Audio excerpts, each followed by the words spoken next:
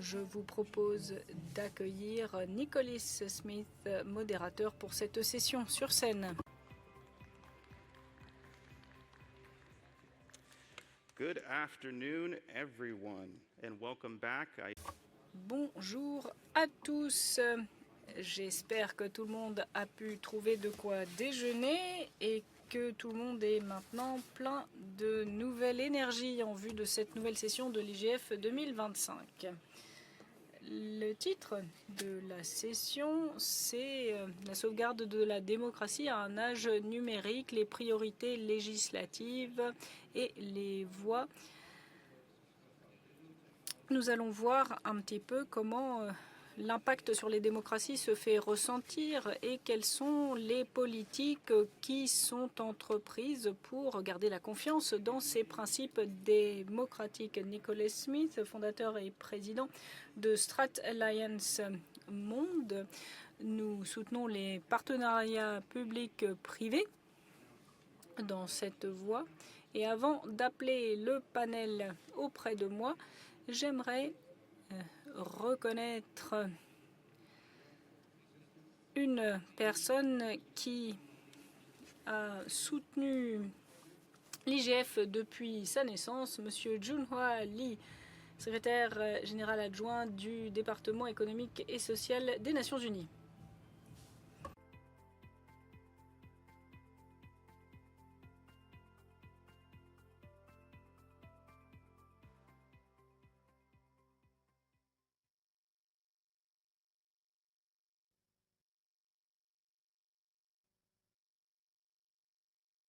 Malheureusement, nous n'avons pas de microphone pour l'orateur.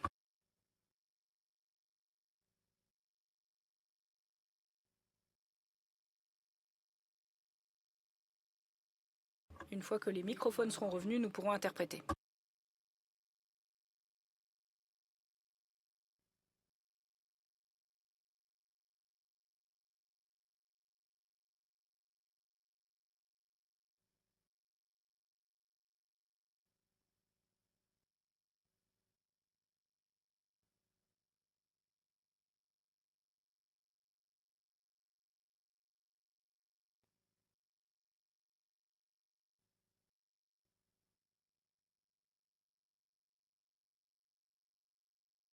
Of these is the dual imperative.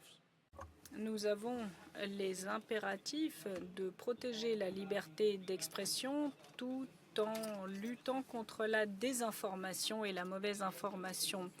La possibilité de s'exprimer librement, d'avoir accès à des informations vérifiées, d'avoir des engagements en ligne, tout cela, eh bien, c'est la base d'une société démocratique. Mais ces droits fondamentaux sont mis au défi par la censure, mais également parce que nous avons des technologies qui montent, l'IA générative par exemple, et cela met au défi notre compréhension même de la vérité. Nous faisons face à des défis profonds. Il y a un manque de confiance dans les institutions publiques de ce fait, et nous savons qu'il y a aussi des campagnes de désinformation ciblées qui menacent la paix et la stabilité. L'environnement numérique exige de nouvelles approches et nous devons préserver l'espace civique, défendre les droits humains. Dans le même temps, nous devons nous assurer que la réponse à ces menaces n'impliquera pas que nous allons limiter ces libertés mêmes que nous défendons. Nous devons naviguer ce terrain complexe et vous avez, vous, l'autorité de mener les initiatives législatives et vous pouvez donner accès à l'information, promouvoir l'apprentissage des médias, améliorer la résilience du discours démocratique. Vous pouvez donner lieu à un contexte qui permettra d'exprimer des points de vue différents. Ce droit doit être respecté et protégé.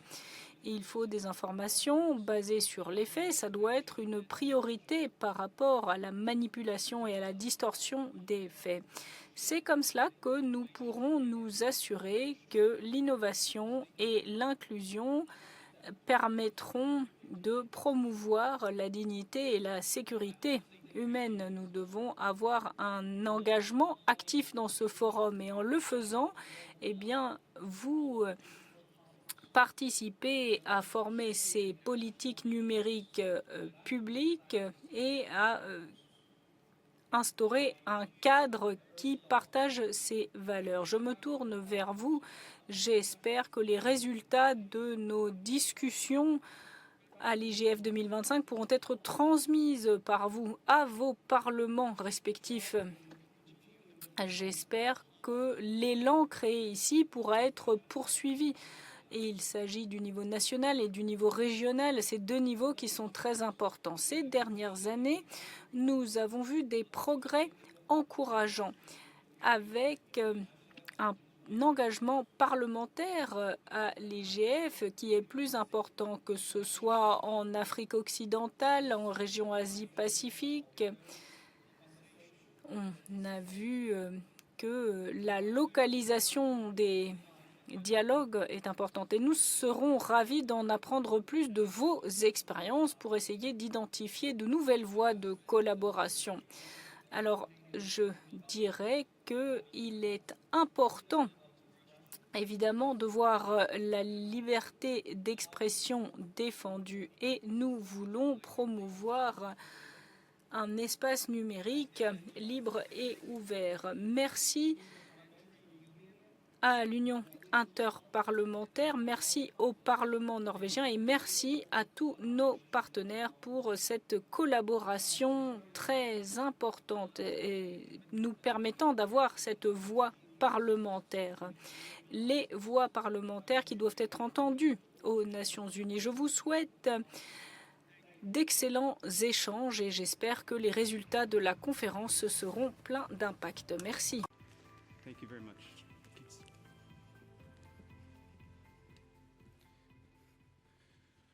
Mr. Lee, thank you very much for those.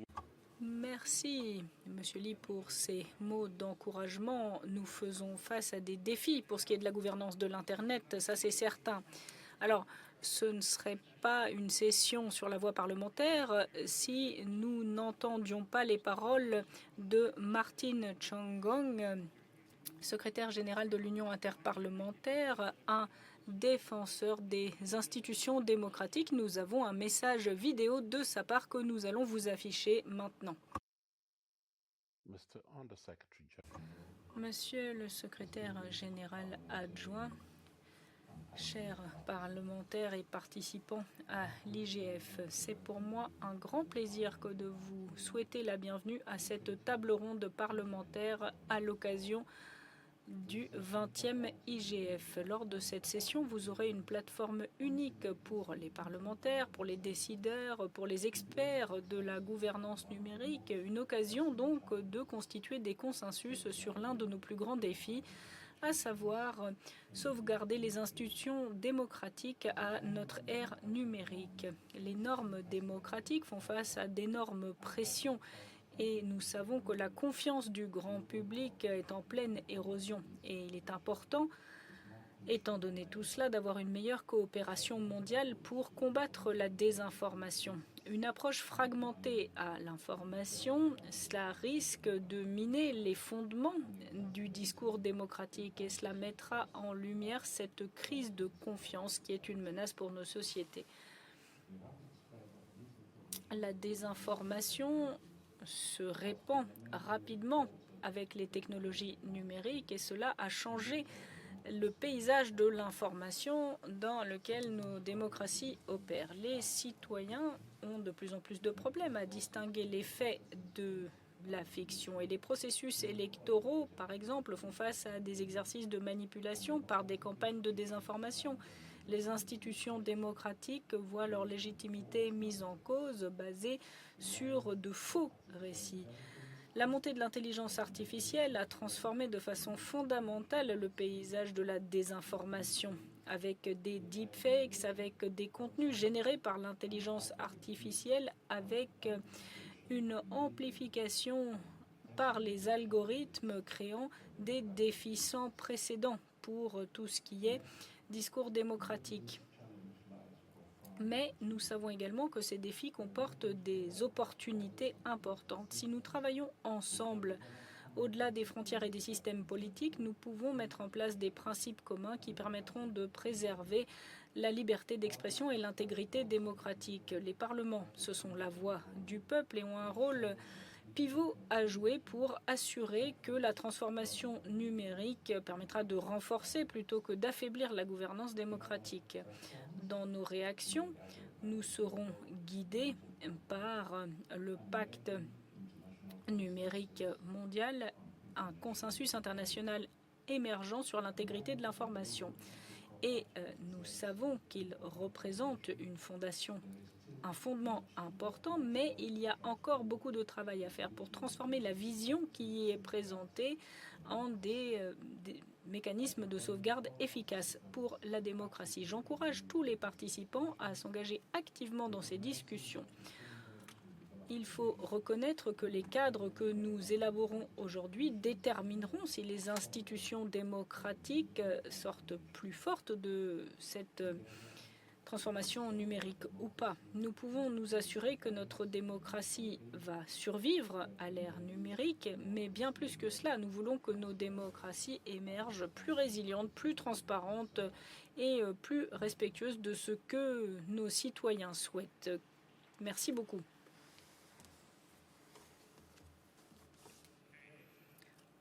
Bien. Merci beaucoup, Monsieur Chung-Gong, pour ces remarques. J'ai maintenant l'honneur d'accueillir notre panel. Nous avons d'abord la sénatrice Catherine Mouma du Kenya, pardon. Et puis ensuite, nous avons Madame Rebecca Bauer-Kahn du Sénat de Californie, à la Commission de la protection des consommateurs, Grunde Allemand, qui est norvégien et membre du Parlement, Marsha Cadel de la Barbade, ancien ministre de l'Innovation, maintenant membre du Parlement, et Zafar Alizoda du Tadjikistan, qui est également député au Parlement de son pays. Merci de me rejoindre.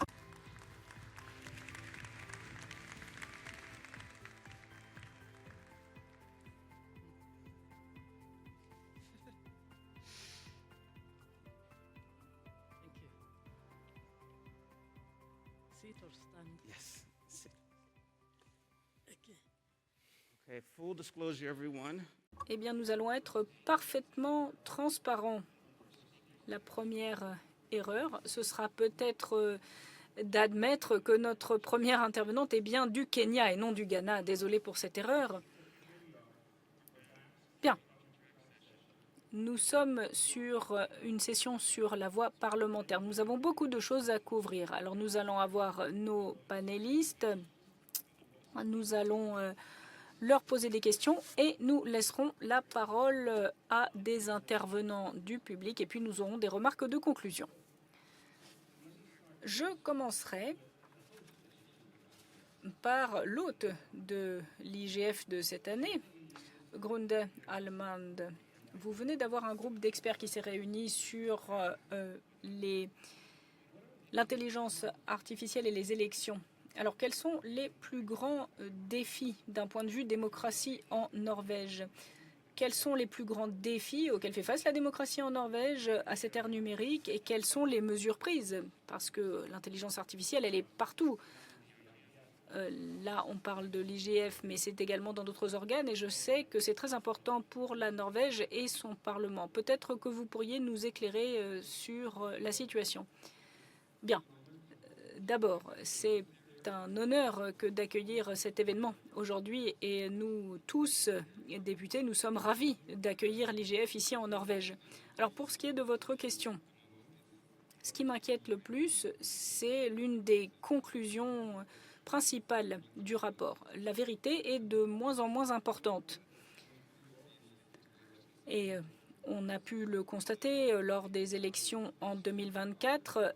Finalement, l'intelligence artificielle crée beaucoup plus de contenu qu'avant.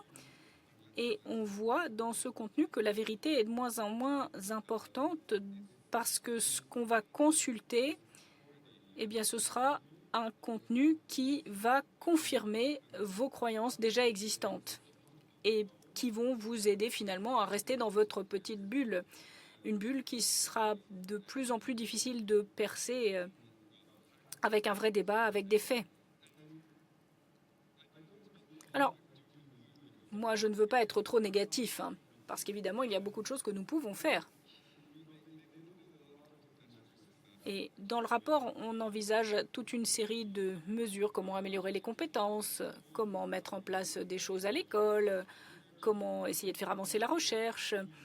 Mais une des mesures clés, c'est quand même de soutenir, de renforcer les organisations de médias indépendants. Et ça, je crois vraiment que c'est la mesure sur laquelle je voudrais me concentrer ici au départ, parce que c'est vraiment une mesure capitale pour avoir donc quelque chose qui permettrait de combattre cette nouvelle réalité. Et il y a vraiment un lien entre notre confiance, la confiance qui nous est accordée en tant que politique, et les personnes qui ont accès à de la vraie information, qui ont accès à des médias, des contenus qui sont vérifiés par des professionnels.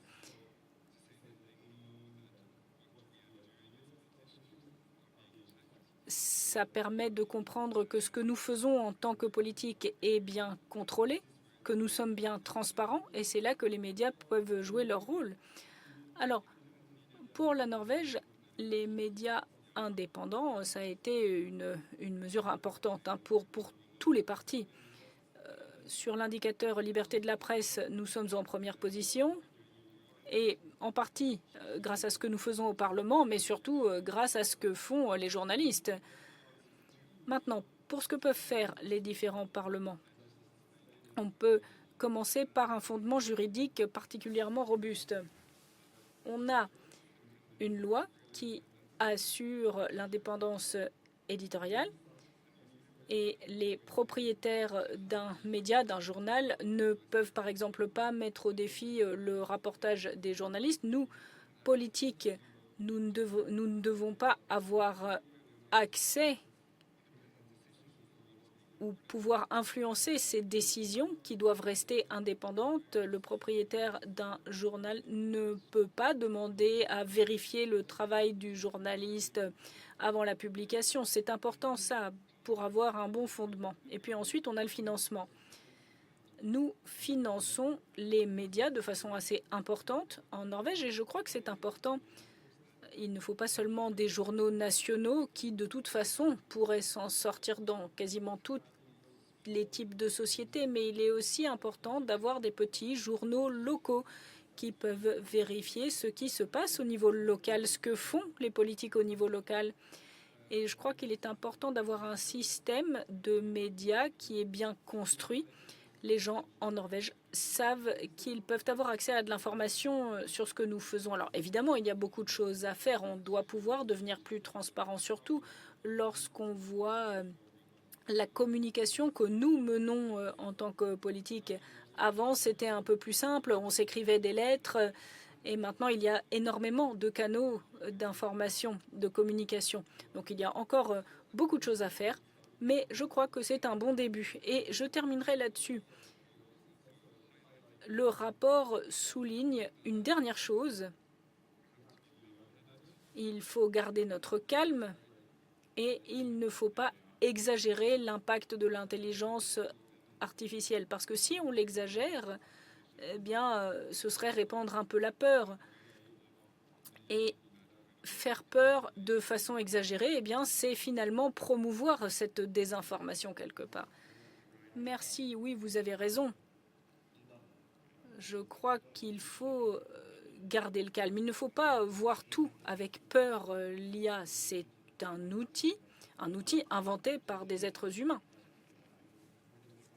Et ce dont on va parler aujourd'hui, ça va justement aller dans ce sens. Donc merci beaucoup pour ces remarques d'introduction. Maintenant, j'aimerais me tourner vers vous,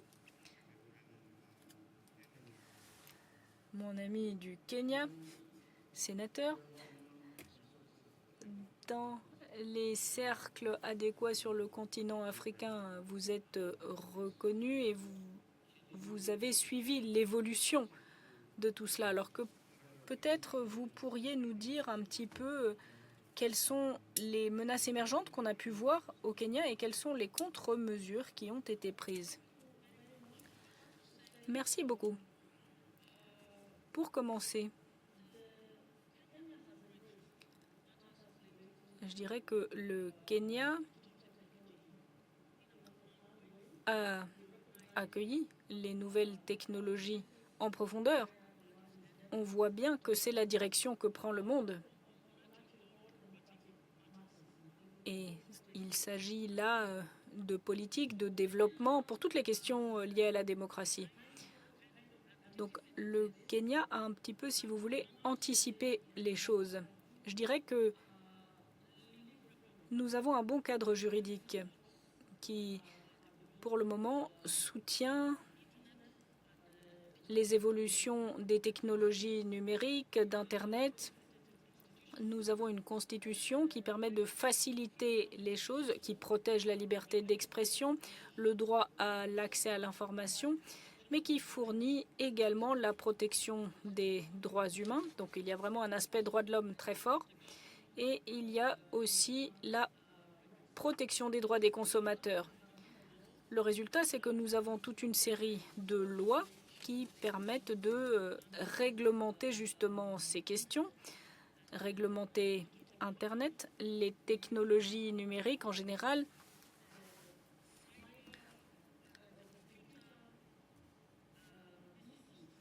Nous avons la loi sur la cyberprotection et l'utilisation détournée des ordinateurs. Nous avons la loi sur le conseil des médias. Nous avons la loi sur la propriété intellectuelle permettant de la propager.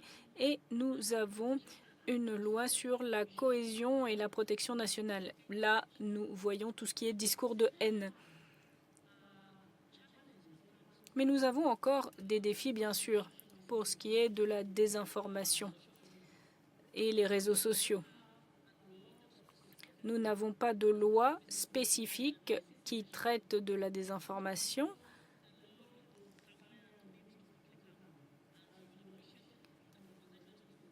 Vous aurez compris dans les conversations depuis ce matin, eh bien, il s'agit de trouver un équilibre entre la protection des droits de l'homme et la réglementation. Il faut aussi permettre aux innovations d'avoir lieu, mais elles doivent être contrôlées. Et au-delà de la législation, eh bien, il faut prendre des décisions sur le long terme. La désinformation, on sait qu'elle se fait beaucoup en période électorale. Et chez nous, au Kenya, eh bien, c'est toujours une période électorale. On termine les élections une journée et puis on est déjà en campagne le lendemain pour la prochaine élection. Donc il y a beaucoup de désinformation, beaucoup de discours de haine dans certaines parties de notre pays.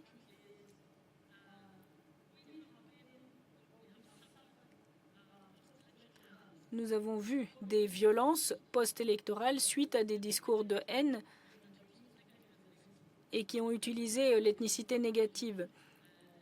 C'est ainsi que nous sommes arrivés à cette commission de cohésion. Maintenant, pour ce qui est de la technologie numérique, il y a eu beaucoup de désinformation utilisée par des groupes politiques concurrents. On utilise la démonisation, la désinformation quant à des politiques nationales qui sont mises en place pour essayer finalement de jeter une lumière tout à fait négative, soit sur la politique du gouvernement, soit sur d'autres leaders politiques. Et souvent, cela se termine en violence. Alors, j'aimerais dire que notre défi vraiment, c'est de savoir comment réglementer cela sans essayer d'aller dans l'excès inverse. Alors, il y a un autre défi, hein.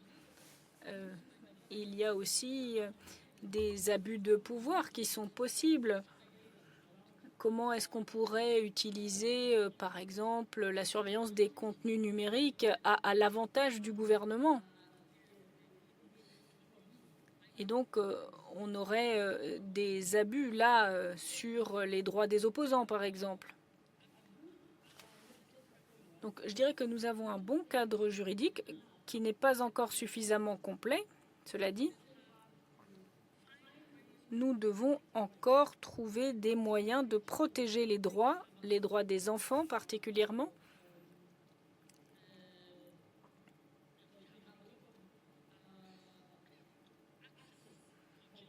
Nous avons l'accès des enfants à Internet, à du contenu qui n'est souvent pas positif pour eux. On peut parler de pornographie, par exemple. Et au-delà du Parlement kényan, au-delà de la législation kenyane, comment pourrions-nous réfléchir à des sanctions sur quelqu'un qui mène des violations à l'extérieur du territoire? Donc il faut pouvoir aller au-delà de la législation nationale.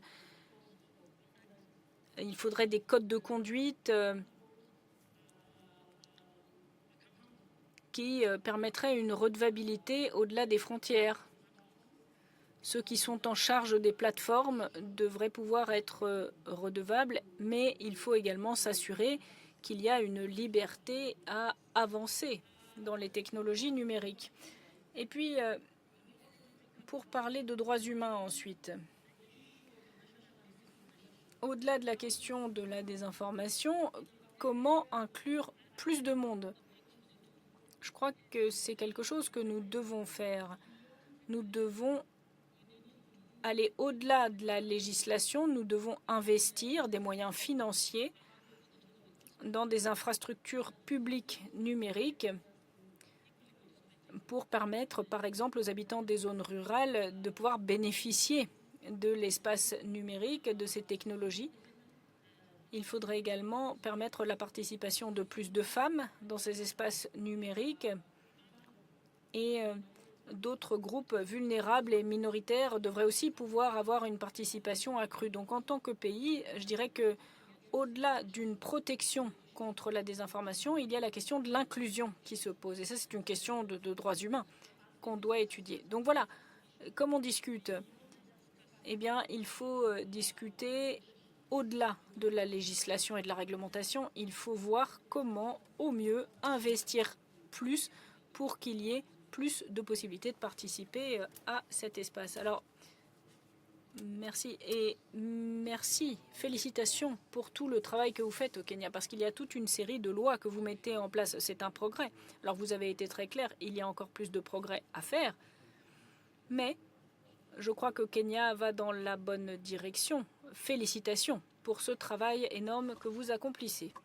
On this same topic, Et sur ce même sujet, j'aimerais à présent me tourner vers Rebecca Bauer-Kahn de Californie. J'ai moi-même habité en Californie quand j'étais enfant. Et je le dis toujours un peu fièrement. Mais la Californie a été très active sur ce sujet, probablement plus même que les États-Unis en tant que pays. Alors dites-nous, quelles sont les approches actuellement par rapport à ce que vous avez fait en 2008 avec le CCPA? Où ira-t-on à l'avenir? Lorsqu'on pense aux approches de régulation, comment peut-on s'assurer de ces informations et de leur circulation par rapport aux élections? Parce qu'il y aura encore des élections et des informations Internet à l'avenir. Qu'en est-il de la manipulation? Merci de m'avoir invité à l'IGF. Déjà, des sessions de ce matin, j'ai retiré le fait que nos juridictions sont très différentes et pourtant nous sommes face aux mêmes questions liées à l'intégrité de l'Internet. Aux États-Unis, nous avons été le premier pays à passer une législation sur la protection de la vie privée. Et puis, il y a également eu la directive européenne sur la vie privée. Et d'autres États ont suivi. Nous avons en Californie 58 des premières entreprises de l'IA, des plus importantes. Et ce sont des gens que je représente. Ils ont fait cette technologie, ils l'ont fabriquée et ils l'ont envoyée se diffuser dans le monde. Donc on voit ce qui se passe aujourd'hui dans le monde en conséquence. Et c'est très intense ce que font ces entreprises pour changer les systèmes. Et nous avons un gouvernement fédéral. J'ai longtemps cru que le gouvernement fédéral était dans la meilleure position possible pour réguler de ces questions, mais visiblement ils ne le sont pas ou ils ne le veulent pas. Il y a la responsabilité des entreprises dont on parle. Vous avez aussi une possibilité dans la Constitution de protéger la liberté d'expression, où on protège leur liberté d'expression, mais on ne peut pas non plus les forcer à parler. Et une des façons de protéger notre premier amendement sur la liberté d'expression, c'est aussi une possibilité de dire vous devez le préciser quand vous utilisez de l'IA ou quand votre contenu est généré par l'IA. Et ça, c'est vraiment ce qui est débattu actuellement dans les tribunaux. Est-ce qu'on doit le dire ou pas? Et nous avons, en termes de désinformation, des protections très importantes sur l'expression. Nous avons adopté des lois pour obliger les plateformes à retirer les contenus de désinformation, à préciser ce qui était généré par l'IA ou pas. Et tout cela est très compliqué. Notre prochaine étape, c'est de parler du watermarking, c'est donc de préciser ce qui est IA, le filigranage. Et c'est une des possibilités technologiques pour protéger notre démocratie. L'UE est en train de pousser pour ce filigranage et en Californie également, nous avons beaucoup d'entreprises qui sont à la base de notre économie. Donc on peut tous dire qu'on a besoin de filigranage, mais peut-être que ça permettra effectivement aux citoyens de savoir ce qui est réel ou pas une fois que ce sera mis en place. Et ça pourrait vraiment changer la donne. Il y a quelques heures, on m'a demandé mais qu'est-ce qui se passe en Californie actuellement? Ils avaient regardé ça aux infos. On voit que la Californie est un petit peu en friction avec le gouvernement fédéral. Et ce qu'on voit, c'est qu'il y a une désinformation massive. Il y a vraiment des deepfakes partout. Et notre État est extrêmement paisible et ce n'est pas ce que vous voyez sur les réseaux. Vous avez l'impression que c'est le chaos. Et vraiment, cela a un effet sur nos élections. Et la Californie va continuer à faire pression dans ce sens. Il y aura sans doute une interdiction de 10 ans imposée par le gouvernement fédéral qui pourrait vraiment geler nos activités économiques. Et c'est pour ça que nous sommes un petit peu en bisbille avec le gouvernement actuellement. Bien, je ne vais pas démarrer d'autres frictions lors de ce débat, mais je vais me tourner vers une autre région du monde. Et pour ceux qui ne parlent pas russe, allez utiliser les écouteurs parce que je vais me tourner vers notre ami du Tadjikistan. Monsieur Alizoda, quelle est la réponse de l'Asie centrale contre la manipulation? Est-ce que vous pourriez nous parler des mesures que vous adoptez sur la résilience au niveau institutionnel pour la renforcer, cette résilience? Merci. Merci infiniment. D'abord, je tiens à saisir cette occasion pour vous dire que ce que nous faisons au Tadjikistan en termes de résilience, et vous parlez de ce que nous faisons pour l'uniformité de l'information et l'intégrité de l'information, surtout pour les technologies numériques. Et donc chaque pays en Asie centrale a ses propres lois. Les lois sur les protections des données couvrent des éléments très larges sur la vie privée, et notre législation couvre également la propriété, les droits. Et si vous violez certains de ces droits, eh bien, on procède au cas par cas. Cela dépend effectivement du pays où vous vous trouvez. Également, les données sensibles rentrent dans la partie des données sur la vie privée, sont des données confidentielles qui concernent les personnes, qu'il s'agit de l'origine ethnique, de vos croyances, de vos activités professionnelles, les données médicales, biométriques, etc. Ces données doivent être protégées de façon toute particulière parce que leur divulgation peut mener à de la discrimination, de la stigmatisation et à d'autres conséquences négatives pour les personnes touchées.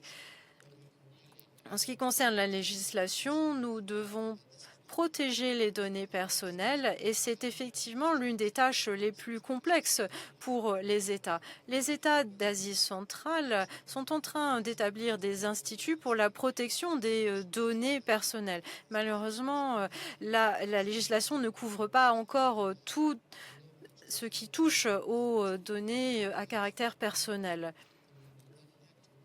Nous devons agir rapidement pour prévenir les fuites de données et les violations. Il n'y a pas d'obligation sur la fourniture d'informations pour ce qui est des opérateurs. La vie privée est une question très complexe qui couvre le secteur public et le secteur privé. D'après les experts nationaux, il est essentiel de revoir la législation en Asie centrale sur les données à caractère personnel, de sorte que cette législation reflète mieux la réalité, et notamment la réalité numérique. Les technologies numériques, lorsqu'elles sont des biens publics, ne doivent pas limiter les droits et les libertés des personnes et les États devraient envisager cette évaluation de la législation et la protection des données personnelles pour qu'à l'avenir, les risques puissent être atténués et que la vie privée, la confidentialité puisse être assurée. Les législateurs en Asie centrale, sur la question des données à caractère privé, doivent mettre en place des évaluations des risques et mettre en place des équivalents du RGPD. Pour ce qui est du RGPD, nous ne l'appliquons pas toujours, seulement lorsque le processus qui concerne les données est accompagné d'une violation des droits des personnes. Dans ce cas-là, nous le faisons. La société devrait avoir à sa disposition des outils et instruments législatifs pour assurer leur vie privée et la confidentialité des données personnelles. Au niveau législatif, nous devrions promouvoir ces stratégies qui permettraient d'équilibrer notre espace de l'information. Nous sommes membres de l'Assemblée interparlementaire des pays du CAS et il y a des possibilités de coopération en la matière. Merci, effectivement, je suis absolument d'accord avec vous par rapport à l'établissement des instituts que vous mentionniez. Je crois que notre panel sera d'accord sur le fait qu'au niveau national, il vous faut des institutions qui formulent ces évaluations des risques. Et utiliser l'IGF notamment pour discuter de ces questions, c'est une excellente opportunité. Espérons donc que vous pourrez revenir dans votre pays et réutiliser ce que vous avez entendu ici. Et enfin, de l'île des Barbades, Madame Marsha Cadol. Que font les Barbades pour reconstruire la confiance envers les élections et les politiques? Oui, c'est une question très, très lourde, effectivement. N'est pas anodin. Les Barbades sont une petite île dans les Caraïbes. Nous sommes 270 000 habitants et notre population décroît. Nous sommes donc face à une menace existentielle et à une population vieillissante. Sur notre île, nous avons eu une tradition d'élections libres, démocratiques, qui a permis d'assurer la stabilité du pays. Et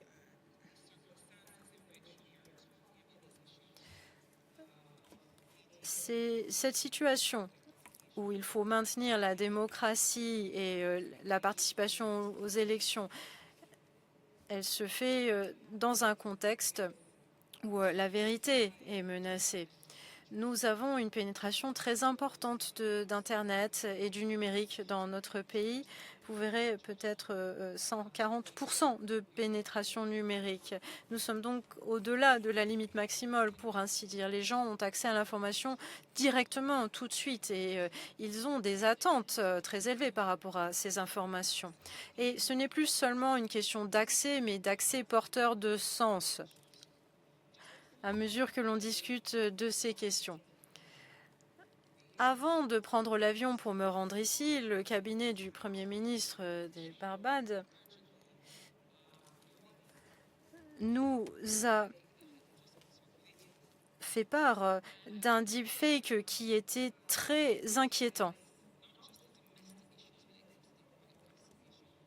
Et ce n'est pas seulement une question de participation démocratique et de confiance, mais cela risque de déstabiliser les relations au niveau international. Et on voyait dans le deepfake le Premier ministre en train de dire quelque chose sur un grand pays. Et cela montrait de façon erronée que la position diplomatique de la Barbade par rapport à ce pays est une diplomatie qui n'existe pas en réalité. Et cela peut avoir des conséquences sur la diplomatie, sur les pays, sur la position d'un pays dans le monde. Et pour répondre à votre question, par rapport à ce que nous faisons, il y a la littératie démocratique, c'est-à-dire comment est-ce que les gens interagissent avec les conversation démocratique, avec le processus électoral. Et plus simplement, nous essayons de renforcer la vérité, de montrer au maximum ce qui est vrai, ce qui est évident. Même avant de parler de ces questions de technologie, ce n'était pas forcément aussi puissant que nous aurions souhaité que cela soit. Par exemple, nous avons un comité conjoint au Parlement. Avant de discuter, de débattre d'une loi et de l'adopter, ces débats sont diffusés. Et là, le Premier ministre s'engage très peu, ou en tout cas ce que le Premier ministre dit ne va pas être diffusé. Et à l'origine, nous voulions que les gens puissent trouver les informations sur tel ou tel canal, effectivement, mais qu'ils soient face à la vérité. En outre, nous investissons dans un écosystème technologique qui puisse construire ou équilibrer des outils qui permettent de lutter contre la désinformation. Certains investissent lourdement dans la désinformation et nous cherchons à investir dans des créateurs de la tech qui vont produire des outils qui lutteront pour la vérité et contre la désinformation. Également, nous encourageons les plateformes à revenir à des méthodes de vérification plus robustes. Un exemple. Je crois que c'était Rebecca tout à l'heure qui disait que la liberté d'expression est extrêmement protégée dans sa législation. Et je peux être dans un pays, la Barbade, et voir ce qui se passe dans mon espace au niveau politique, mais en tant qu'actrice politique à Barbade, je n'ai pas de confiance en tant que politique. On me dit « Non, toi, tu es une politique, tu ne peux pas dire telle ou telle chose, c'est impossible. » Et pour combattre la désinformation, je suis en réalité restreinte dans mes mouvements à cause des règles qui existent sur ces plateformes. Or, je devrais pouvoir parler à ma circonscription. Et nous essayons vraiment d'encourager, de créer un environnement où la vérité peut s'épanouir. Nous avons un ministre qui a proposé une législation sur la cybercriminalisation. Nous avons entendu les inquiétudes des citoyens sur tel ou tel sujet, sur leurs droits et autres, et nous avons donc amendé cette législation. Et nous faisons en sorte que la participation démocratique se produise, surtout sur des sujets qui concernent tout le monde. Nous avons discuté de différents domaines, des défis auxquels nous faisons face. Et je vais revenir vers vous, Madame la sénatrice. Qu'est-ce qui nous manque encore en réalité? Je crois que on voit bien qu'il y a des défis. Mais il y a d'autres domaines sur lesquels on ne se concentre pas suffisamment et peut-être qu'ils pourraient nous apporter des solutions. Deuxièmement, d'un côté non législatif, y a-t-il des domaines sur lesquels on peut collaborer, Bien sûr, l'IGF est une plateforme idéale, mais au niveau international, sur la scène internationale, qu'est-ce qu'on peut faire? Parce que là, nous parlions du côté national. Merci beaucoup. Nous sommes des parlementaires. Et je remarque que souvent les parlementaires se concentrent sur les effets de la technologie dans l'espace politique. Et j'aimerais que nous pensions de façon un peu plus large, qu'on regarde les innovations dans le secteur de la santé, la télémédecine, et comment est-ce que le Parlement peut anticiper des possibilités de violation des droits humains avec l'avancée de ces technologies numériques dans le secteur de la santé. Nous ne devrions pas nous focaliser uniquement sur les effets de la technologie numérique sur l'espace politique, mais il faut aussi regarder ce qui se passe du côté de la santé. Est-ce qu'on doit changer quelque chose sur le secteur de l'eau, etc. pour pouvoir anticiper les dangers que nous voyons aujourd'hui sur l'espace démocratique et qui pourraient s'étendre par la suite aux autres secteurs et avoir des effets encore plus profonds et bien plus graves pour les citoyens. Je pense que c'est là-dessus qu'on doit penser de façon un peu plus générale pour trouver des solutions. Les lois sur les technologies numériques, ce n'est pas une loi. Elles vont au-delà des frontières, au-delà de tel ou tel domaine. Elles concernent les professionnels de tous les domaines. Pour ce qui est du niveau international et national, on voit qu'il y a des effets, des actions. On en discute beaucoup plus de ces technologies numériques.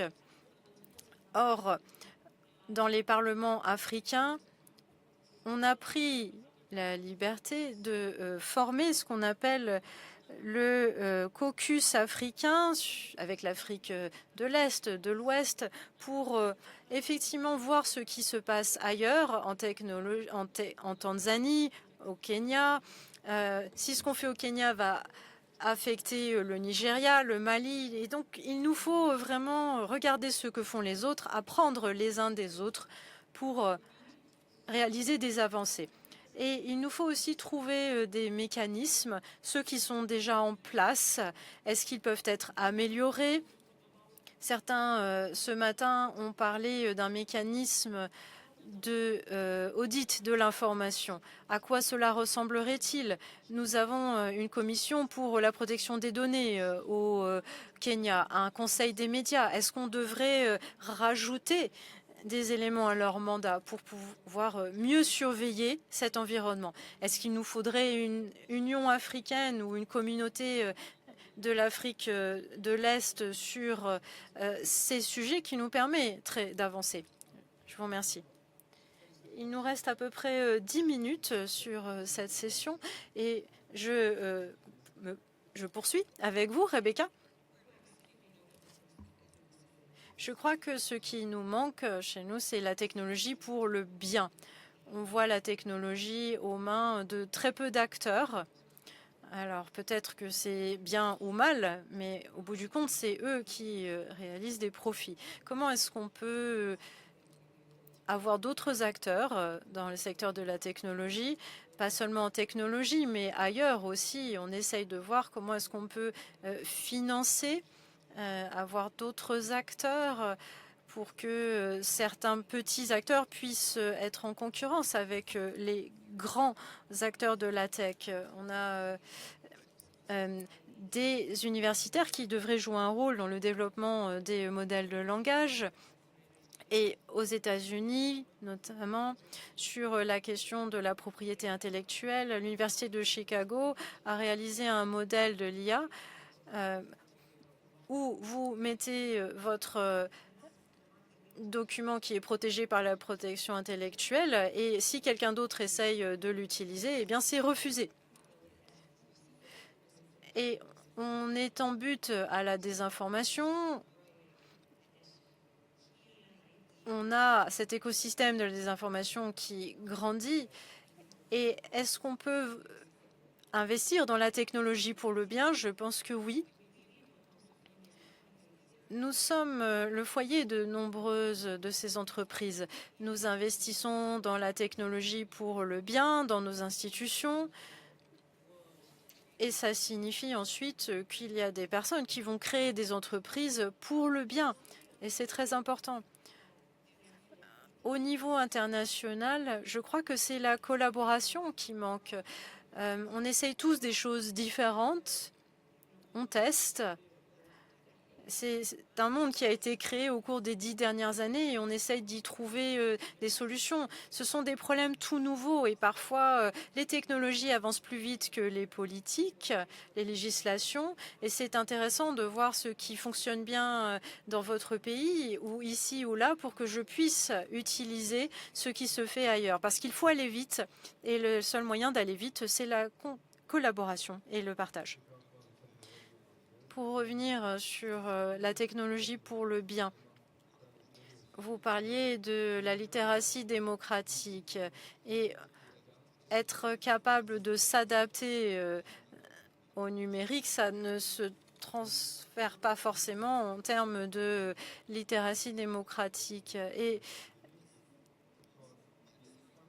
l'exemple de la Norvège, c'est l'exemple de l'adaptabilité au numérique, ce qui nous permet d'avoir un niveau de confiance élevé dans les médias, avec un niveau de technologie élevé qui permet d'avoir une fondation solide, qui permet aux citoyens d'être autonomes, de bien comprendre ces technologies, d'avoir cette littératie technologique et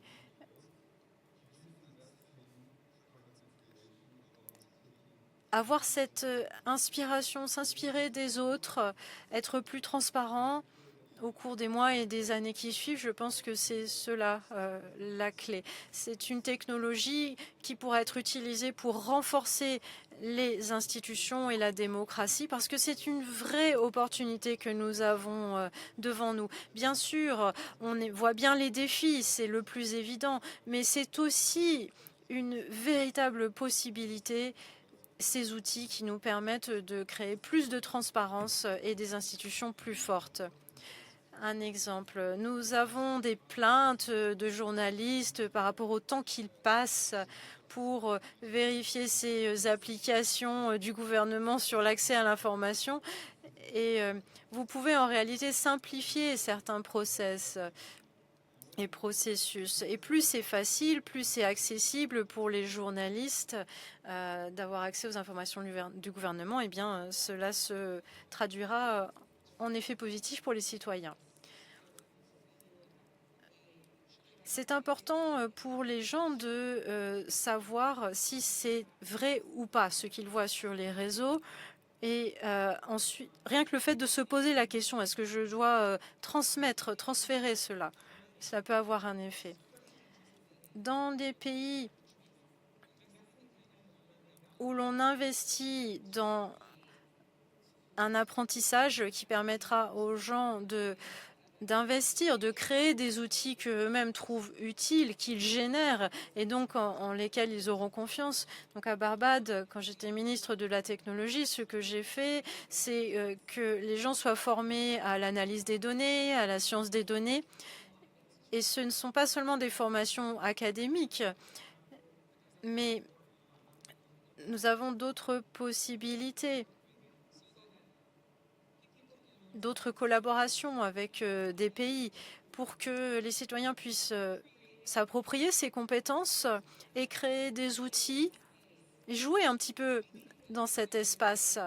Pour nous, il y a une chaîne de valeur où ce n'est pas forcément intéressant pour nous de construire ces grands modèles de langage, mais nous pouvons utiliser et créer d'autres outils. Et cela nous permettra d'avoir des institutions fortes, des institutions qui disent la vérité et en lesquelles les citoyens auront confiance.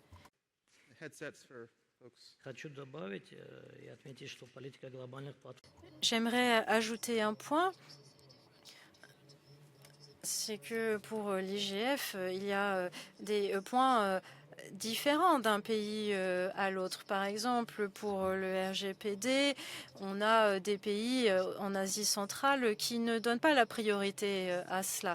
Il y a des pays qui ont une législation proche du RGPD en Asie centrale, notamment sur le transfert des données à des tierces parties. Et il faut clairement améliorer cette législation. C'est ce que nous faisons au Tadjikistan d'ailleurs.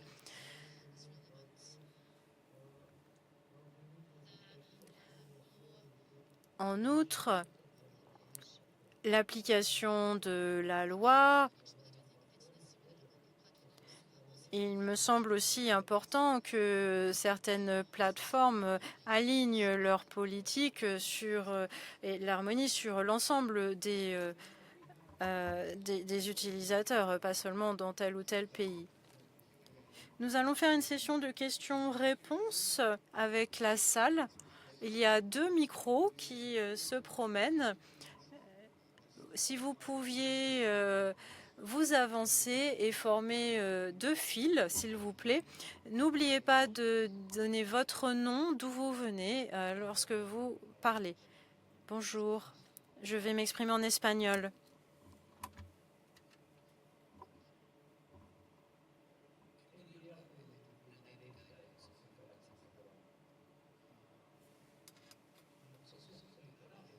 Pour l'instant, nous n'avons pas d'interprétation en espagnol. Je viens du Pérou et notre processus électoral a subi quelques problèmes.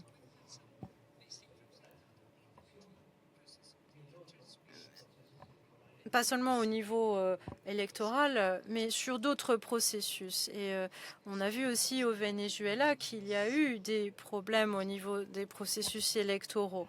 Et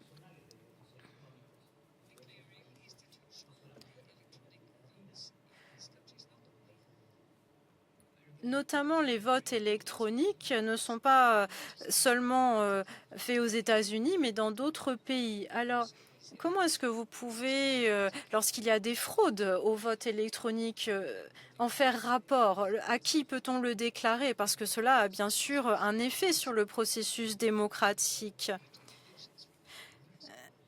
Il y a également eu des problèmes en Roumanie avec des fausses informations qui ont influencé le vote.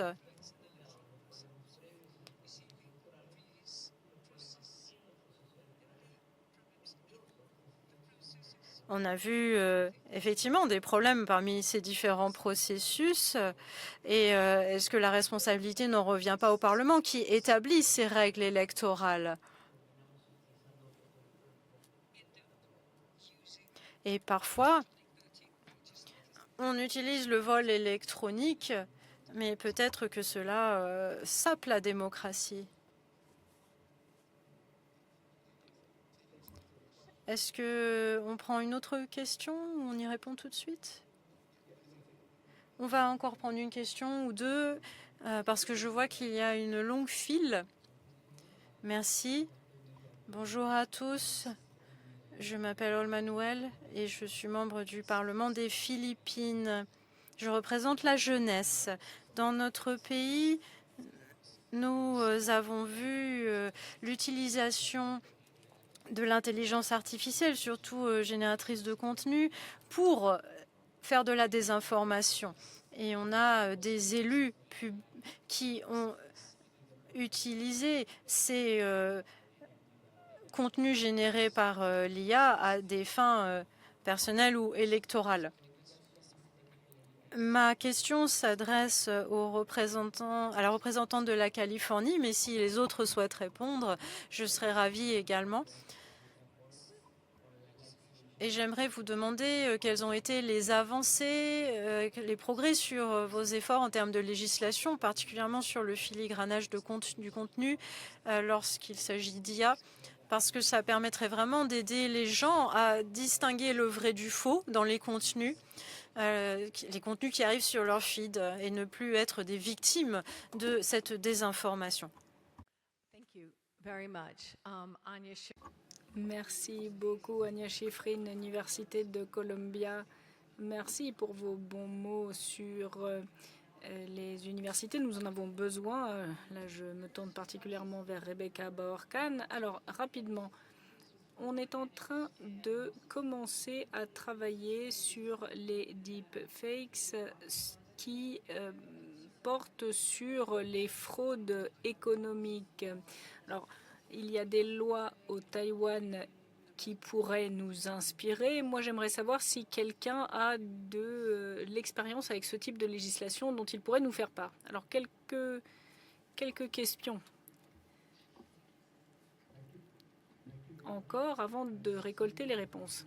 C'est le sénateur Kenneth Pugh du Chili, Amérique du Sud. Et moi, j'ai une question assez précise au panel. Nous sommes des êtres humains, nous avons des droits humains. Donc, si on regarde l'article 19, c'est justement ça. Mais le problème, c'est que pour avoir confiance, on doit se connaître, on doit parler, faire part de notre volonté. On a besoin de contact entre êtres humains. Et moi, je me demande, dans l'environnement numérique et cette confiance, comment on va faire? Parce que la liberté d'expression, nous allons donc l'accorder à l'intelligence artificielle, qui n'est pas humaine par définition. Donc, comment est-ce qu'on va faire la différence entre les humains et les non-humains dans l'espèce numérique? Et comment est-ce qu'on va savoir s'ils sont mineurs ou pas? En vrai, eh bien, on peut le voir, un jeune homme ou une jeune fille. On voit bien qu'ils ne sont pas adultes, mais dans l'espace numérique, moi, j'aimerais bien savoir comment opérer cette distinction. Merci. Bien, je propose qu'on prenne quelques réponses, sinon vous allez avoir le temps de les oublier, ces questions, avant d'y répondre. Je vous en prie. Bien, Rebecca parlera sans doute plus longtemps que moi, donc je vais commencer par la dernière question, moi. Bon, il s'agit d'intention, ici, sur cette dernière question. Hein. Comment faire la différence pour ce qui est de l'origine d'une idée ou d'une série d'informations. Ce n'est peut-être pas l'origine, l'important c'est plutôt le résultat. Et c'est là-dessus qu'on va devoir réglementer, parce que ça va être difficile. C'est un petit peu comme c'est déjà le cas à l'heure actuelle. On ne sait pas forcément qui est l'auteur de quelque chose. Alors on peut peut-être vérifier quelque chose, mais il faut du temps. Et il y a des gens qui sont de plus en plus impatients maintenant pour ce qui est de l'information. Alors, une des choses sur lesquelles il va falloir se concentrer, c'est la vérification de ce qui est généré.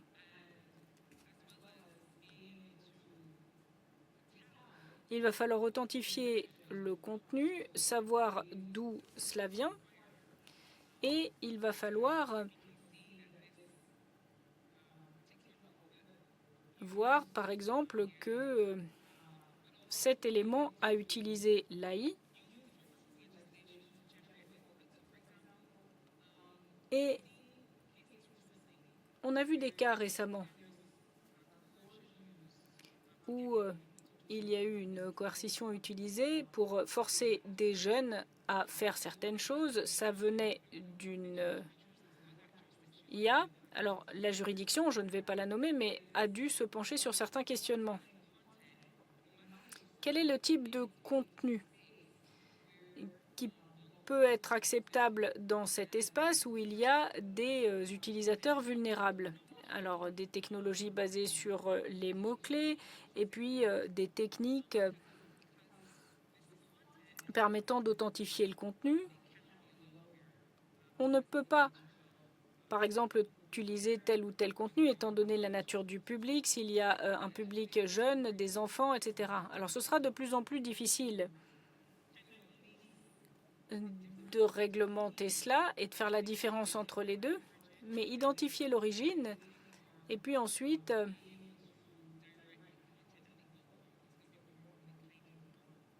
se pencher un petit peu sur l'issue, ce sera vraiment ce qui compte. Alors, la première question, que peut faire le Parlement pour ce qui est des lois électorales et les systèmes électoraux? Lorsqu'il y a des abus de technologie, lorsqu'il y a manipulation de résultats électoraux, par exemple, ou de processus.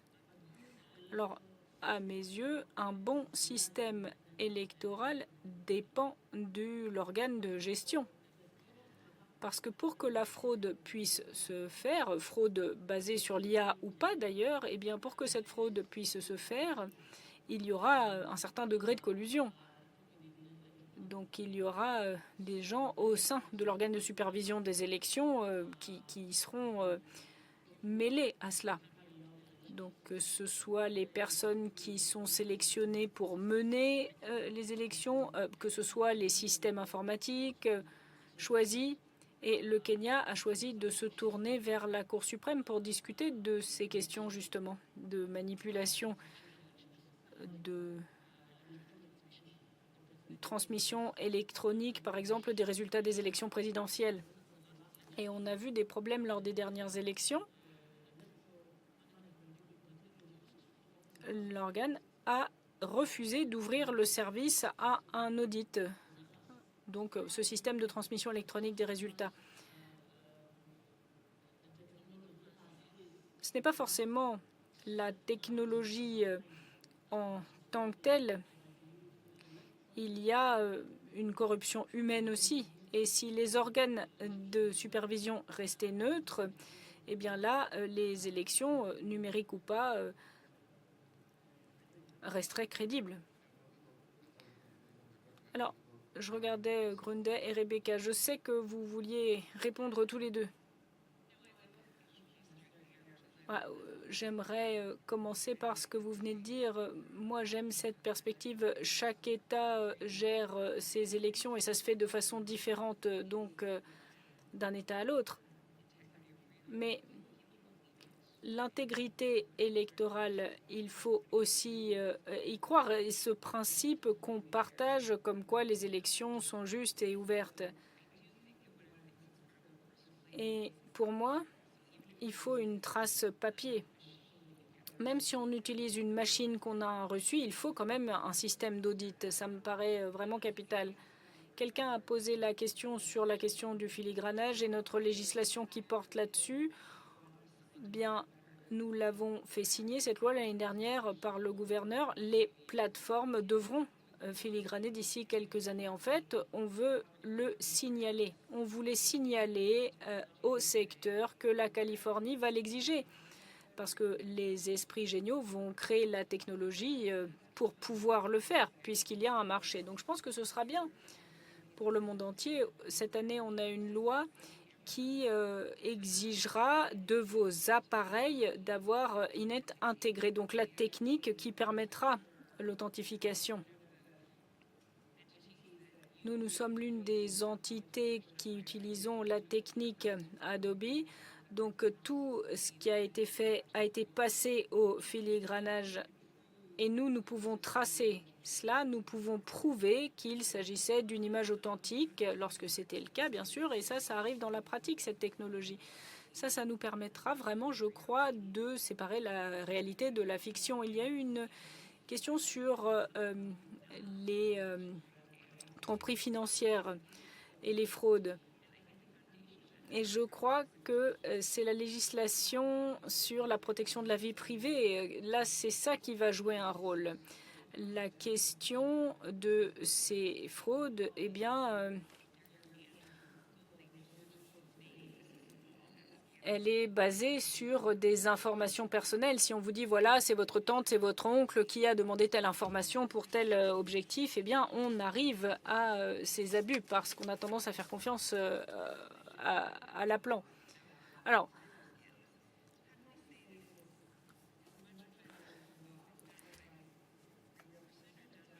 maintenant, comment savoir si l'escroquerie est d'origine IA, d'origine humaine? Ça, c'est autre chose. Maintenant, je crois que ça fait un lien avec la dernière question aussi, l'IA versus l'humain. Nous, en Californie, c'est particulièrement important. On a un tribunal qui vient d'en traiter un chatbot.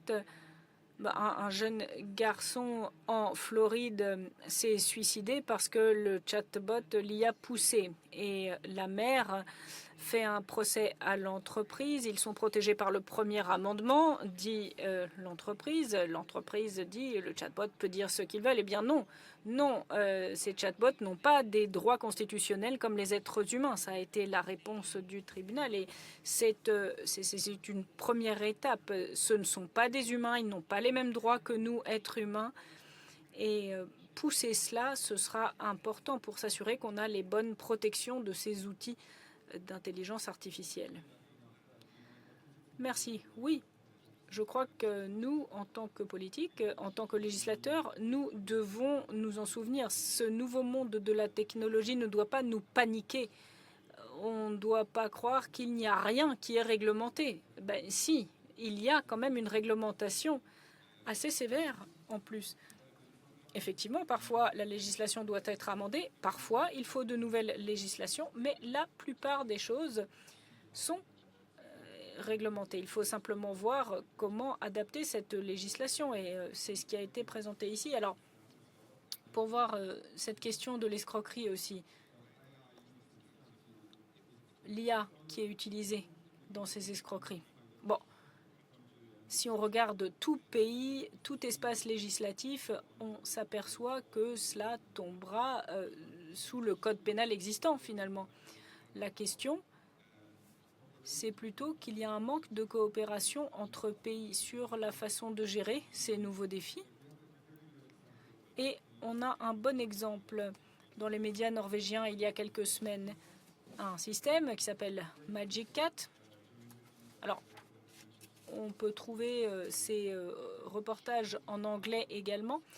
Et cela montre vraiment la sophistication de ce type d'escroquerie et comment nous, en tant que société norvégienne, eh bien, nous sommes mal préparés pour gérer ce type d'escroquerie à l'international. Donc, effectivement, ce n'est pas une nouvelle législation qui sera toujours la solution. Maintenant, pour ce qui est du filigranage, eh bien, on a eu une bonne étude de cas dans la société norvégienne.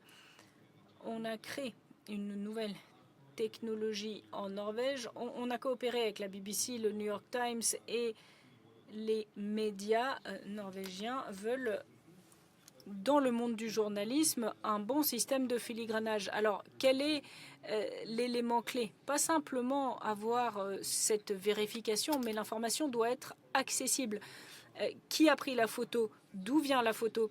Les informations essentielles qui donnent aux gens la possibilité de prendre une décision indépendante sur le contenu. On n'essaie pas de forcer les gens en disant voilà ce qui est réel, voilà ce qui ne l'est pas. Ça, il faut qu'on s'en souvienne aussi. En tant que politique, il faut donner au public l'information essentielle, pas décider pour eux, si vous voulez. Alors, on n'a plus beaucoup de temps. Est-ce qu'on pourrait être très efficace là, dans la queue? Parce que je sais qu'il y a des parlementaires qui veulent poser des questions. Est-ce qu'on peut essayer d'être efficace, être concis dans ces questions pour avoir des réponses concises et comme ça on pourra clôturer?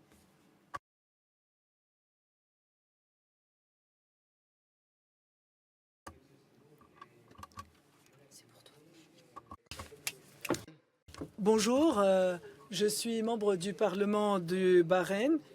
Est-ce que vous m'entendez? Non, non, c'est très bien. En arabe, vous pouvez vous exprimer en arabe. Nous allons parler d'une question difficile car la situation est floue et nous savons qu'il y a énormément, de différences entre la réalité et la fiction. Nous avons obtenu énormément d'informations en matière de participation. Nous, en tant que parlementaires, en tant que législateurs, nous devons préserver la liberté et la transparence des informations. Les différentes interventions ont traité du pouvoir qui est le fait des législateurs, car ils se doivent de protéger la société. Aujourd'hui, à l'heure de la rapidité de l'avancée technologique, il est difficile de suivre la cadence en matière de législation. Comment pouvons-nous préserver la vie privée en préservant la liberté et la transparence? Alors, le contenu, l'IA, l'intelligence artificielle, est-ce qu'ils vont prendre le dessus sur le contenu? C'est l'IA qui va proposer les informations qui seront mal interprétées par les responsables.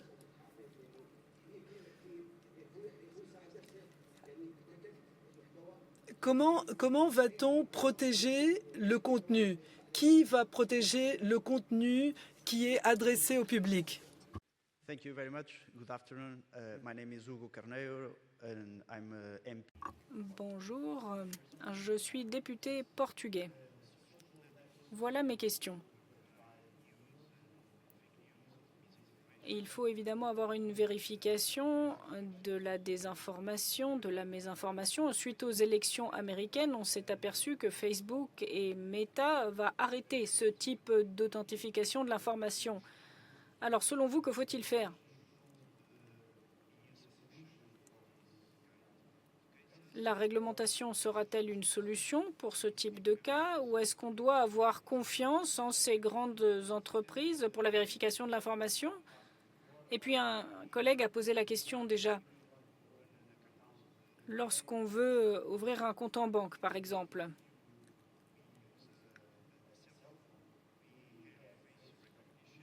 si on utilise un téléphone, on a la reconnaissance faciale, on peut utiliser une photo issue du téléphone. Alors est-ce qu'on doit utiliser ce type de vérification aussi pour les réseaux sociaux? Parce qu'il y a beaucoup de faux profils sur les réseaux sociaux. Et moi, je ne vois pas d'autres solutions si on veut avoir une autre étape. Le président français, Emmanuel Macron, a annoncé qu'il va vraisemblablement faire passer des lois pour interdire aux jeunes de moins de 15 ans d'avoir des comptes sur les réseaux sociaux. Donc il y a beaucoup de désinformation qui aura de l'influence sur les décisions politiques que prennent les jeunes. Selon vous, est-ce que c'est la voie à suivre d'interdire les réseaux sociaux aux jeunes?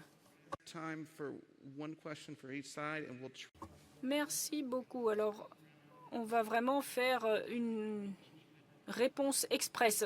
J'aurais aimé avoir plus de temps, mais encore une question. À l'issue de notre journée, il y aura une réception. Alors peut-être que vous pourrez communiquer ce soir de façon plus informelle, mais une question de chaque côté. Merci beaucoup. John K.J. Carrier, député au Kenya. Et ma question s'adresse à tous, y compris aux modérateurs. À votre sens, quelles seraient les étapes pragmatiques que pourrait franchir l'IGF pour attribuer les responsabilités, pas seulement aux entreprises de tech, mais également aux juridictions? Parce que dans certains pays, cette législation va s'imposer à d'autres pays. Si on regarde les pays comme beaucoup de pays africains, eh bien, comment s'assurer que nous allons pouvoir rattraper notre retard? Alors dire qu'on sera à égalité avec la Silicon Valley, ce n'est pas bon, mais il faut voir quelles sont les responsabilités. Nous sommes ici à l'IGF et pour une représentation de ces pays à l'IGF, c'est parfois déjà difficile. Nous avons de vrais cas de dumping technologique et où on voit que les droits humains de base ne sont pas respectés. On a une entreprise au Kenya qui est arrivée dans le pays et qui a commencé à collecter des données biométriques. On a scanné les iris des gens et il y a des populations vulnérables qui ont été touchées, qui ont été frappées. Et ce comportement, eh bien, c'est quelque chose qu'ils n'adopteraient jamais dans leur propre pays. Lorsque les pays de l'hémisphère sud s'expriment, eh bien, on dit qu'il faut qu'on traite et qu'on développe nos propres lois. Alors moi, je me demande si l'IGF pourrait nous assurer la possibilité d'attribuer la responsabilité aux entreprises, aux pays qui développent ces techniques, parce que ces pays ont une responsabilité d'avoir tout le monde à bord. Alors que nous parlons d'Internet ici aujourd'hui, tout ce qui est Internet, eh bien, ce n'est jamais fabriqué en Afrique. Pas les câbles, pas la fibre optique, pas les instruments non plus. On n'a pas de satellite non plus. Donc, imaginez qu'on est tous à la même table et qu'on travaille tous sur les mêmes lois, qu'on travaille sur les mêmes conventions. C'est tout à fait pas correct. Alors moi, je me demande si l'IGF pourra nous assurer de la même chose qui a été fait au début de l'arme nucléaire.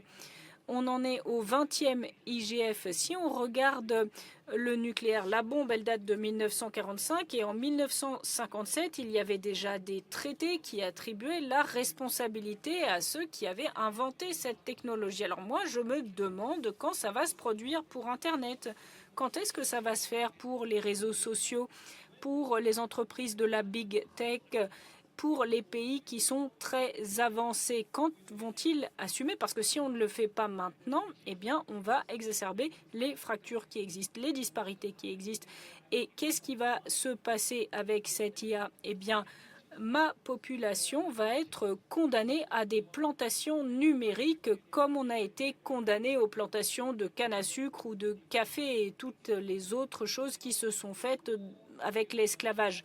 Donc dire qu'on va tous travailler ensemble dans le monde, non, c'est pas vrai. Donc qu'est-ce qu'on va pouvoir faire concrètement à l'IGF pour attribuer les responsabilités? Parce que dire qu'on est tous à égalité, non, c'est tout à fait faux.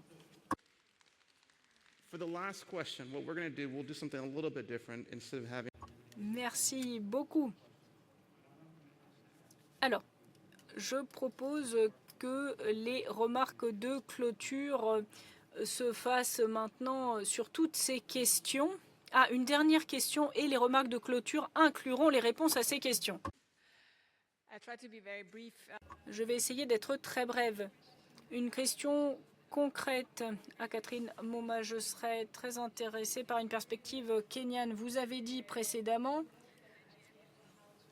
que vous espérez que l'IGF essaiera de faciliter un code de conduite pour les plateformes de réseaux sociaux. Est-ce que vous pensez que ce sera suffisant, un code de conduite pour les organisations qui gèrent les réseaux sociaux? Est-ce que ce sera suffisant?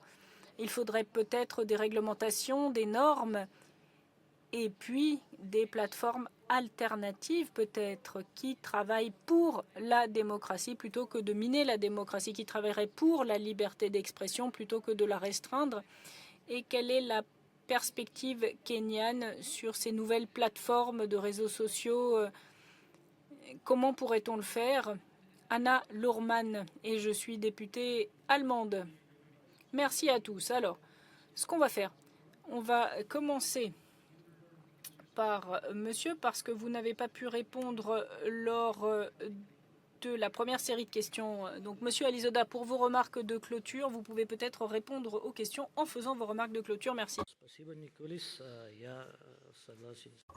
Merci beaucoup, Nicolas. Oui, je suis tout à fait d'accord avec la suggestion du représentant kényan. Merci pour ces questions aussi sur la protection de l'information. Ça confirme bien le fait qu'aucun pays ne doit être laissé de côté ici.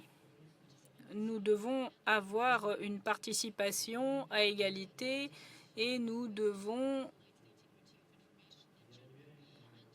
avoir une assurance de l'intégrité de l'information. Et je suis certaine qu'un échange mondial tel que l'IGF, ça nous permettra de développer des politiques qui pourront assurer l'intégrité de l'information et une réglementation pour ces principes globaux. Merci. Thank you. Merci beaucoup pour le camarade kényan qui vient de s'exprimer. Bien, c'est du déjà vu, hein. Moi, j'ai travaillé plusieurs années sur la justice climatique, et c'est toujours le cas d'ailleurs. Et c'est finalement la même conversation, si vous voulez. On a vu le dumping des émissions de gaz à effet de serre. Dans ce cas-là, on l'a vu. Et puis, très lentement, on a cherché à réglementer ce système mondial. On a vu l'investissement dans des technologies permettant de tempérer ces émissions, etc. Donc pour moi, il faut apprendre les leçons de la réglementation du nucléaire, du climat. On expérimente encore à l'heure actuelle, hein. On en voit les conséquences. Mais on doit pouvoir le dire. Voilà les choses que nous exigeons. Voilà ce que nous exigeons des pays de la tech et des entreprises de la tech. Par exemple, vous voyez que les grandes entreprises ayant des réseaux sociaux, ces entreprises n'ont même pas besoin de venir collecter physiquement des données dans un pays. Elles peuvent bénéficier énormément de l'information qui est diffusée dans un pays sans trop de contrôle. Alors moi, je ne peux pas dire si l'IGF est le bon forum, hein, mais je crois qu'il faut apprendre les leçons des 30 dernières années sur le travail climatique. Et on ne va pas passer les 30 prochaines années à arriver à un accord mondial sur la redevabilité. On a déjà des modèles. On sait déjà à quoi peut ressembler ce modèle. Donc il faut agir, c'est tout, hein.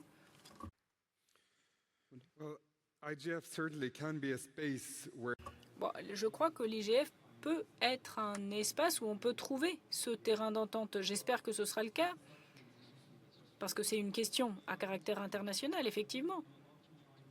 Et essayer de réglementer cela dans nos juridictions nationales, eh bien, ce sera forcément plein de trous pour les entreprises.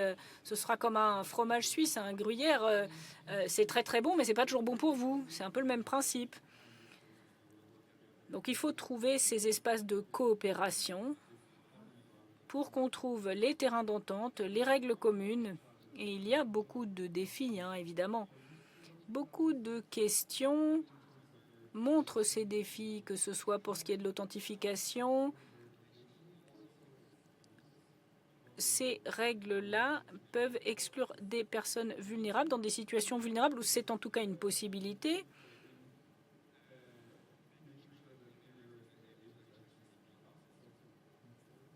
C'est important de pouvoir s'exprimer, bien sûr. Avoir une vérification des dates de naissance, de l'âge, c'est une discussion active en Norvège, mais il y a encore des dilemmes. Les enfants ont aussi des droits fondamentaux, ont le droit à l'information, ont le droit à être actifs. Ce ne sont pas de petites personnes qu'on va placer dans une pièce séparée jusqu'à ce qu'ils deviennent adultes. Ils font partie de la société. Et ça, ce sont des dilemmes que nous devons essayer de gérer au mieux. Merci.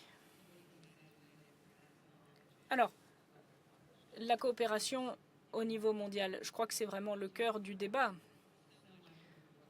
On parle de beaucoup de choses et c'est vrai qu'on a pris des directions différentes.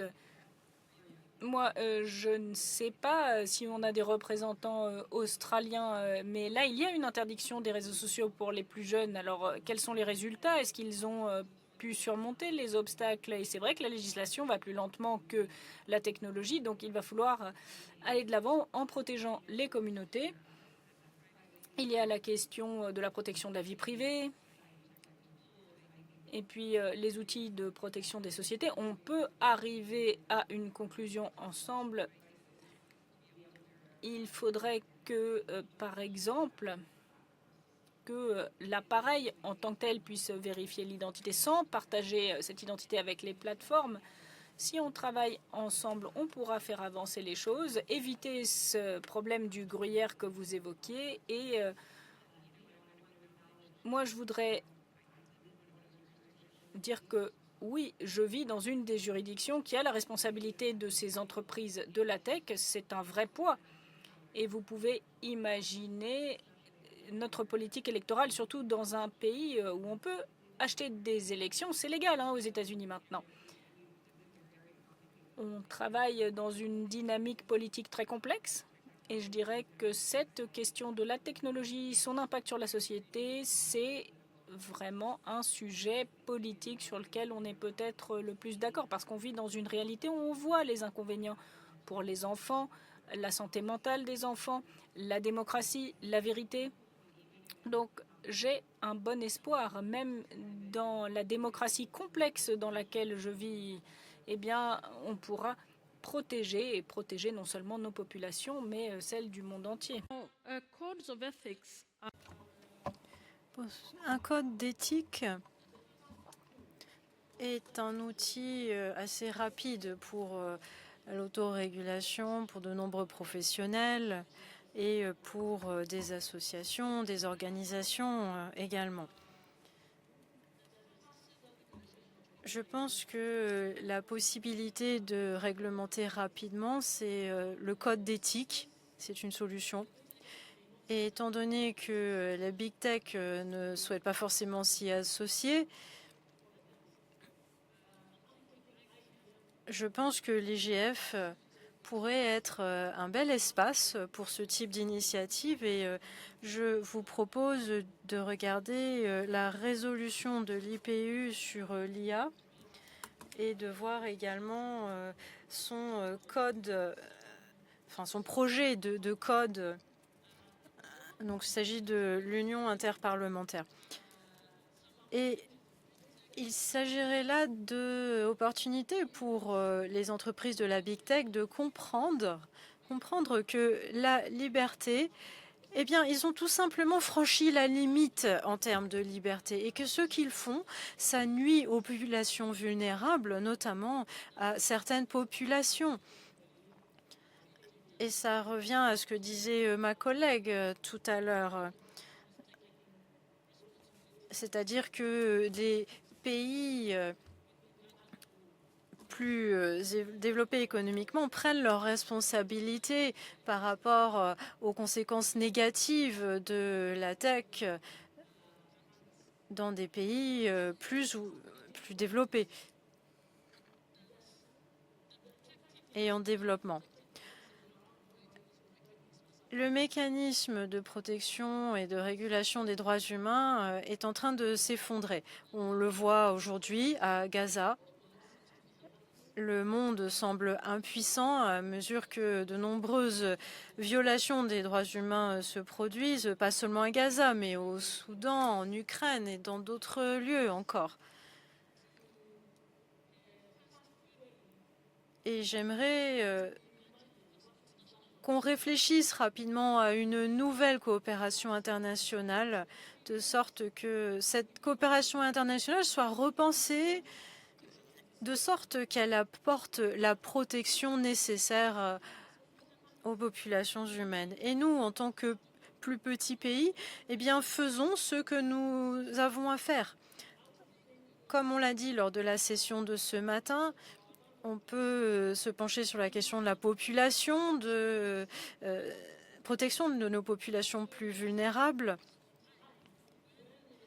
et faire en sorte que on les protège en attendant que les entreprises de la tech se rendent compte qu'elles ruinent nos jeunes et que ce qu'ils font dans leur pays et dans nos pays, avec cet accès illimité par les jeunes à des contenus nocifs, eh bien, c'est mauvais. Et c'est tout simplement une violation de nos droits, c'est ce qu'il faut dire en tant que gouvernement.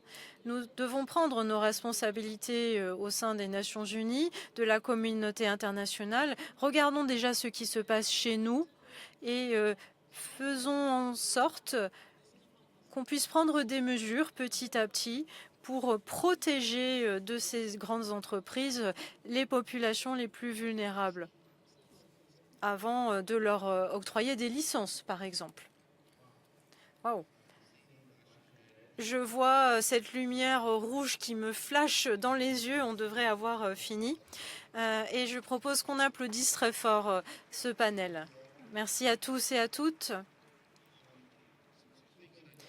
2 points qui me semblent importants à souligner. D'abord, on est encore à la journée 0. Le premier jour du forum, c'est demain. Alors venez demain matin, regardez le programme. Vous aurez plus de possibilités au cours de la semaine de parler aux personnes qui seront sur scène, surtout les personnes qui n'ont pas pu poser leurs questions. N'hésitez pas à les poser plus tard. Et pour tous les membres des parlements qui se rendront à la réunion, à la réception ce soir, lorsque vous sortirez d'ici, vous prendrez à gauche, vous descendrez les escaliers, il y aura des gens pour vous escorter